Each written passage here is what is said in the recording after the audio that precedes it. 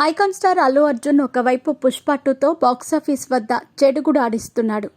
First వీక్లోనే బాక్సాఫీస్కి 1000 కోట్లను పరిచయం చేసి సరికొత్త రికార్డును క్రియేట్ చేశాడు.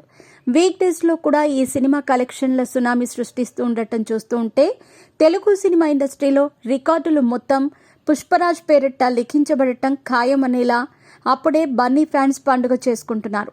ఇదిలా ఉంటే మరోవైపు అల్లు అర్జున్ పొలిటికల్ ఎంట్రీ అంటూ బుధవారం వార్త మీడియా సర్కిల్స్లో బాగా వైరల్ అయ్యింది. రాజకీయ వ్యూహకర్త ప్రశాంత్ కిషోర్ని అల్లు అర్జున్ రహస్యంగా కలిశాడని, ఆయన సలహాలతో త్వరలోనే అల్లు అర్జున్ రాజకీయ అరంగేట్రం చేయబోతున్నాడనేలా గురువారం ఉదయం నుండి ఒకటే వార్తలు. తాజాగా ఈ వార్తలపై Allu Arjun and team clarity ఇచ్చింది.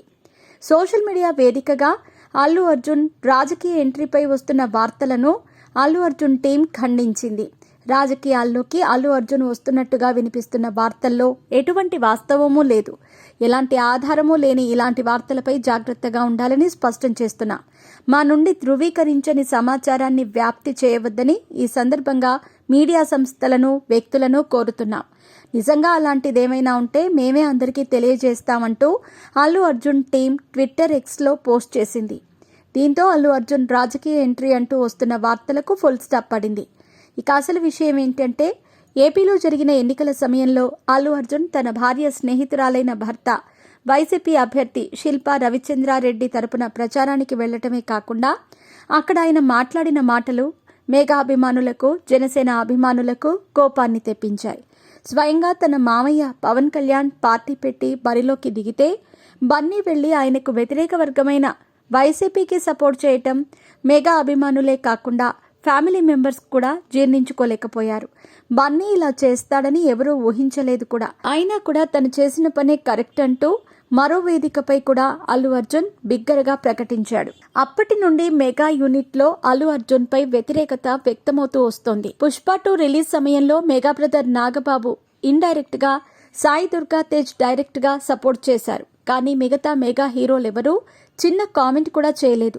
పుష్ప 2 రిలీజ్ తర్వాత అన్ని చోట్ల రికార్డులు నమోదవుతున్నాయి, కానీ ఏపీలో మాత్రం కలెక్షన్లు అనుకున్నంతగా అయితే లేవు. వైసీపీ అభిమానులు తప్పితే పుష్ప 2కు ఏపీలో మిగతా అభిమానుల ఆదరణ కరువైందనే చెప్పాలి. మరి ఇవన్నీ మనసులో పెట్టుకున్నాడో ఏమో, తను కూడా పొలిటికల్ ఎంట్రీ ఇచ్చి తన పవర్ ఏంటో చూపించాలని అల్లు అర్జున్ భావించాడని, అందుకే రాజకీయ వ్యూహకర్త ప్రశాంత్ కిషోర్ని రహస్యంగా మీట్ అయ్యాడనేలా వార్తలు వైరల్ అయ్యాయి. ఇప్పుడు అల్లు అర్జున్ టీం కూడా రాజకీయాల్లోకి రావటం లేదని వివరణ ఇచ్చింది. కానీ పీకేని కలవలేదని మాత్రం చెప్పలేదు. నిప్పు లేనిదే పొగ రాదంటారు. సడన్ గా పీకేని అల్లు అర్జున్ కలిశాడనే వార్త వచ్చిందంటే ఇందులో ఎంతో కొంత నిజమైతే ఉండొచ్చు. అసలు అల్లు అర్జున్ మనసులో ఏముందనే విషయం మాత్రం భవిష్యత్తులోనే తెలుస్తుంది. అప్పటి వరకు వారిచ్చిన వివరణ కాస్త ఈ రూమర్స్కి బ్రేక్ వేస్తుంది అంతే.